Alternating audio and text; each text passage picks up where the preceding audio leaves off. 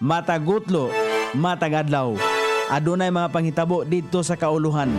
Panghitabo sa gawa sa atong nasod ug adunay mga panghitabo dinhi sa atong dapit.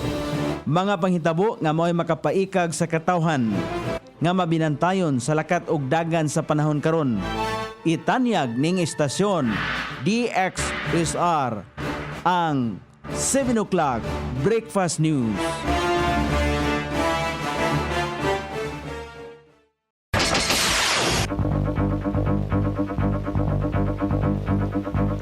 Higala, kumusta? May buntag Iligan, may buntag Mindanao, may buntag Pilipinas. Adlaw Martes, pizza 1 ni buwan sa Hulyo ning tuiga 2025. Sangan sa ato station manager Pastor Robin Sulapas kini ang inyong ka-SR Kabisaya Nunay B. Ang matod sa hanay sa balita sa Lasyate. O karon sa uluhang tudling sa atong mga balita tungod sa sumbong lalaki sapon sa akto nga gadala og shabu. Bag-ong nagkat-on sa pagpamaligya og droga nasikop sa kapulisan. Usa ka senior citizen dakpan sa drug bypass operation. Soto, andam nga mamahimong minority leader kuno galing dili itugot sa kapalaran nga mamahimong Senate President. 50 pesos nga wage hike ipatuman sa Metro Manila. Siyam ka mga oil companies maghatag og diskwento alang sa mga POV driver. Taas nga mga kaso sa paggamit og cocaine nataho sa Australia og Oceania nga kontinente. Balita sa kinabuhing Kristohanon, mga kapulisan sa South Korea gipreso ang unom ka Amerikano nga nagtinguhag makapasulod og Biblia padong sa North Korea.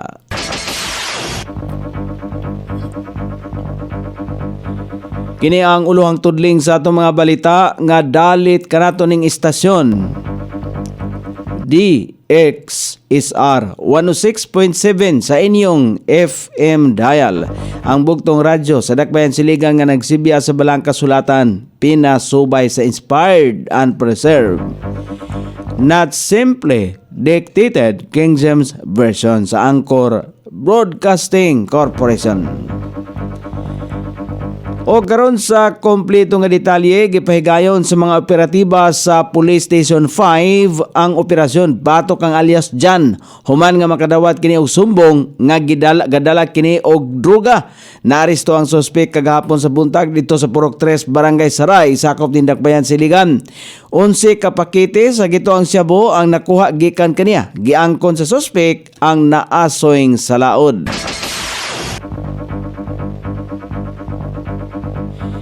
Gisikop si alias Alvin sa gipahigayong drug bypass operation sa mga operatiba sa Police Station 1. Human napalitan og shabu nga mobalor sa 500 pesos. Gipahigayon ang operasyon alas 11:30 sa niaging gabi dito sa Zone 3, Barangay Bagong Silang sakop ni Dakbayan Siligan. Nakuha usab kini og laang nakuhaan usab kini og 5 pa ka pakete sa gituang shabu. Miangkon ang suspek og sumala pa niya bag-o lang siyang nagbaligya nini. Ana siya karon sa Police Station 1. Nadakpan si alias Tsitsi sa 60 anyos sa gipahigayon nga drug bypass operation sa mga operatiba sa Police Station 5 dito sa Purok 6 Barangay Saray sakop ni Dakbayan Siligan. Napalitan ang suspek og usa ka pakete sa gituang shabu nga mobalor og 500 pesos. Nakuha usab gikan kaniya ang 3 ka medium size og laing 3 pa ka small size sa gituang shabu. Mitimbang ang droga og 1.56 grams. Miangkon ang suspek nga napalitan siya og ginadiling droga. O karon sa balita sa kauluhan, andam si Senador Vicente Soto nga mamahimong leader sa minority bloc kun og galing dili siya palaron nga mamahimong Senate President sa 20th Congress. Sumala pa kang Soto, bukas siya nga mamahimong minority leader tungod kay maayo usab ang papel niini sa Senado. Dili sumala pa bag-o ngadto kaniya ang madumalahan tungod kay kaniadto nahimo na siyang minority leader sa ilalom ni kanhi Senate President President Nene Pimentel.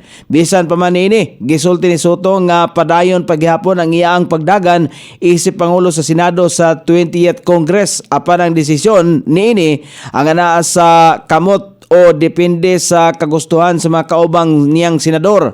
Samtang sa pulong balitaan, nagtuo usab si Senador Joel Villanueva nga magpabilin paghapon si Senador Chis Escudero isip Senate President sa 20th Congress. Miangkon ang senador nga daghan na sa mga senador nga pasulod pa lamang ang nagpahayag og suporta kang Escudero isip Pangulo sa Senado. Pagpatina usab niini nga walay gipalakaw nga resolusyon aron mo pirma ang mga senador og suporta apan nagsabot-sabot sila kauban ang mga senador nga dili moboto alang kang Escudero mahitungod sa kung kinsa ang suportahan sa Hulyo 28. Alang usab sa kang Senadora Risa Hontiveros, mas realistic ngadto kaniya karon nga mamahimong independent, luyo nga mamahimong kalyado sa minority bloc sa Senado. Gituhuan kung gustohon man ni Hontiveros nga mamahimong leader sa minority bloc, miangkon usab siyang adunay mas angayan ang iyahang mga kauban nga mag-minority.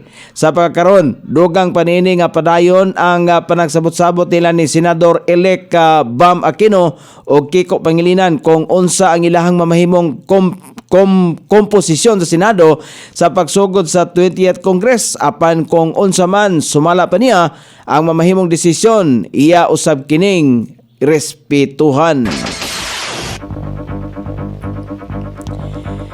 Gi-anunsyo sa Department of Labor and Employment duli nga giaprobahan na sa Regional Tripartite Wages and Productivity Board National Capital Region ang 50 pesos nga dugang suhol alang sa mga trabahante sa Metro Manila. Sa gahom sa bag-ong wage order, motaas ang inadlaw nga minimum nga suhol sa NCR gikan sa 645 pesos paingon sa 695 pesos alang sa mga trabahante sa non-agriculture sector. Samtang ang mga ana sa agriculture sector ang makadawat na og 658 pesos kada adlaw gikan sa kaning 608 pesos. Ipatuman ang bagong wage increase sa sugod Hulyo 18 karong tuiga. Sumala pa sa dole, kini na ang pinakataas nga dugang suhulan nga gikalatid sa NCR Wage Board sa kasaysayan. Tumong ning maong lakang nga matubag ang padayon nga pagtaas sa presyo sa mga palaliton o mapahapsay ang panginabuhi sa mga trabahante sa rehiyon. Gikaingong mas dako ang kasagarang pagpataas sa Metro Manila kumpara sa mga lalawigan tungod kay taas usab ang cost of living sa naasoyng lugar.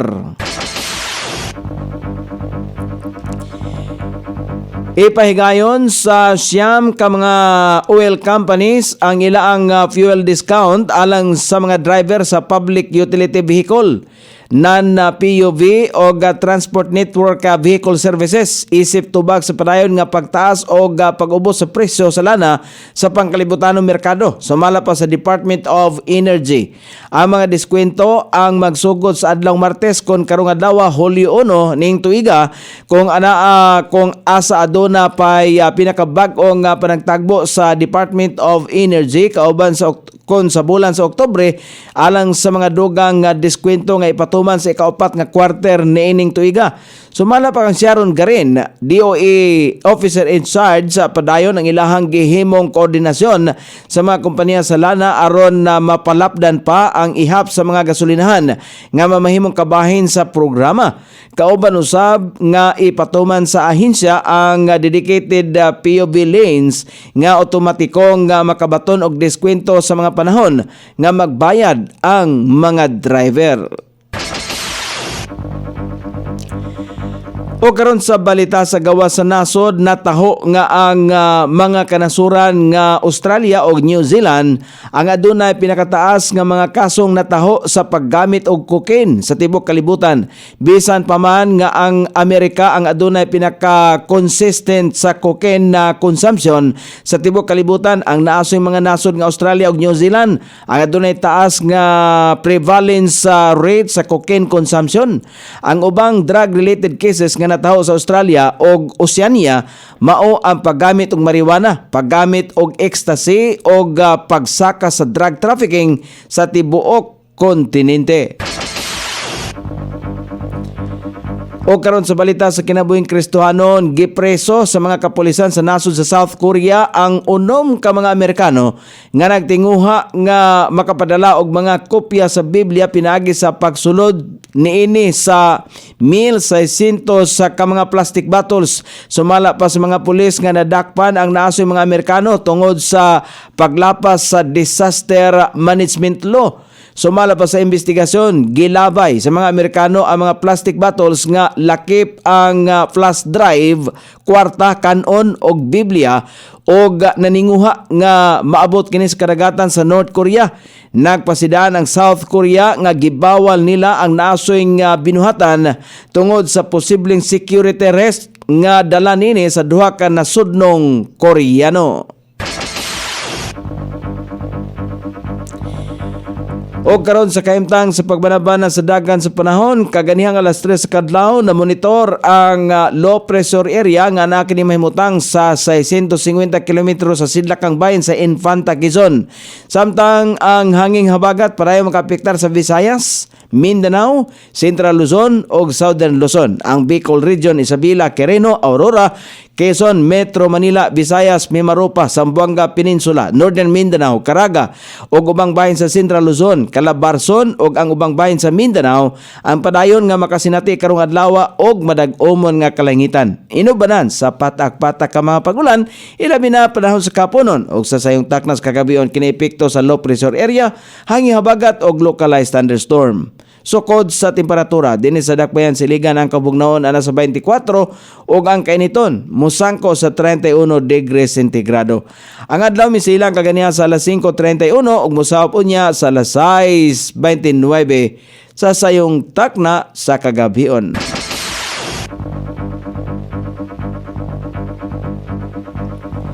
Inyong nabati ang kinatibuk-ang hanay sa balita sa alas 7 nga dalit kanato ning istasyon. DXSR 106.7 sa inyong FM dial.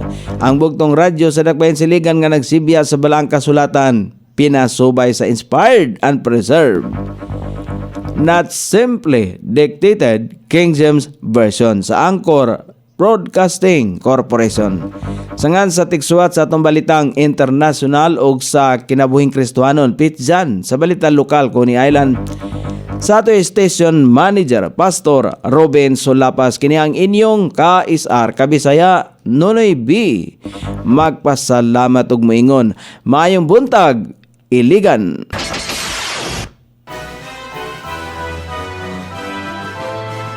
Inyong nabati ang 7 o'clock breakfast news hangtod na usab og mga adlaw sa samang takna o sa samang istasyon. Daghang salamat sa iyong pagpaminaw ug maayong buntag.